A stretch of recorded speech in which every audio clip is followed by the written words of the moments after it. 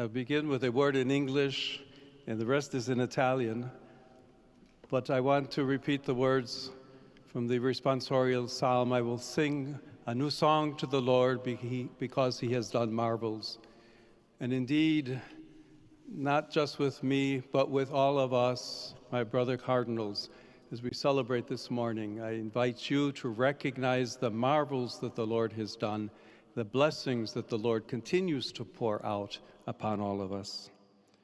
Through the ministry of Peter, you have called me to carry that cross and to be blessed with that mission.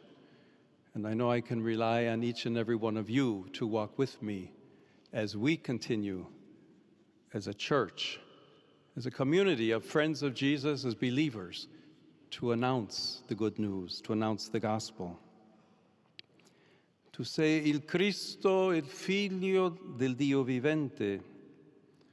Con queste parole, Pietro, interrogato dal Maestro, With these words, assieme agli altri discepoli, Peter, asked by the Master, together with his other disciples, about his faith in him, expresses the patrimony that the Church, through the apostolic succession, has preserved, deepened, and handed for over 2,000 years.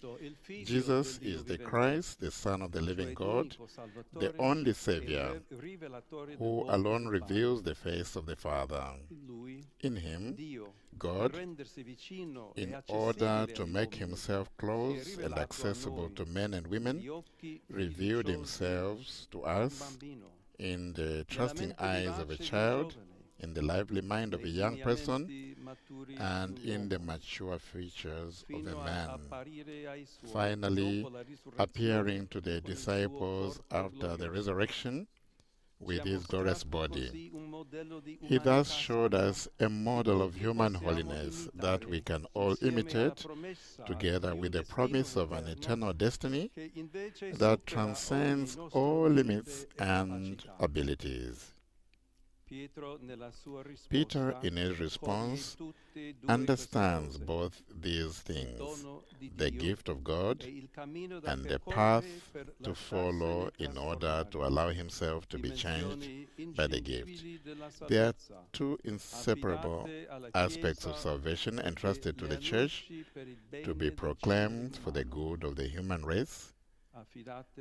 Indeed, they are entrusted to us who were chosen by him before we were formed in our mother's womb, reborn in the waters of baptism, and surpassing our limits, and with no merit of our own, brought here and sent forth from here, so that the gospel may be proclaimed to every creature.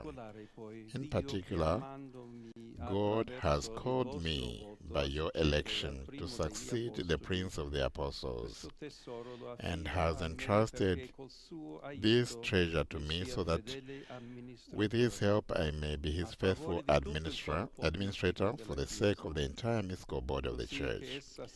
He has done so in order that she may be ever more fully a city set on a hill, an ark of salvation, sailing from the waters of the history, and a beacon that illumines the dark nights. And this not so much through the magnificence of structures of grandeur, like these monuments among whom we find ourselves. Rather, he did this holiness for her members, for we are the people whom God has chosen as his own, so that we may declare the wonderful deeds of him who called us out of darkness. Peter, however, makes his profession of faith in his reply with a specific question. Who do people say the Son of Man is? Jesus asks. The question is not insignificant. It concerns an essential aspect of our ministry, namely the world in which we live with its limitations and its potential, its questions, and its convictions. Who do people say the Son of Man is? If we reflect on the scene that we are considering, we might find two possible answers which characterize two different attitudes. First, there is the world's response. Matthew tells us that this conversation between Jesus and his disciples takes place in the beautiful town of Caesarea Philippi, filled with luxurious palaces, set on a magnificent natural landscape at the foot of Mount Hermon. But it was also a place of cruel power plays and the scene of betrayals and infidelity. This setting speaks us of a world that considers Jesus as completely insignificant. At best, a person with unusual, striking ways of speaking and acting. And so, once his presence becomes irksome because of his demands for honesty and his stern moral requirements, this world will not hesitate to reject and eliminate him. Then there is the other possible response to Jesus' question, that of the ordinary people. For them, the Nazarene is not a charlatan, but an upright man, one who has courage, one who speaks well and says the right things, like other prophets in the history of Israel. That is why they follow him, at least for as long as they can do so without too much risk of inconvenience. Yet, to them, he is only a man, and therefore, in times of danger, during his passion, they too abandon him and depart disappointed. What is striking about these two attitudes is their relevance today. They embody motions that we could easily find on the lips of many men and women in our own time. Even if while essentially identical, they are expressed in different languages. Even today, there are many settings in which the Christian faith is considered absurd, meant for the weak and unintelligent. Settings where other securities are preferred, like technology, money, success, power, or pleasure.